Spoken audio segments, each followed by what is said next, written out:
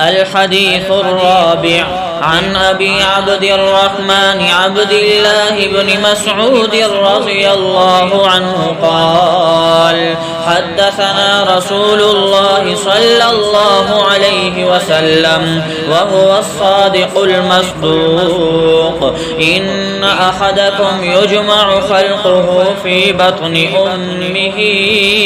40 يوما نطفة، ثم يكون علقة مثل ذلك، ثم يكون مضغة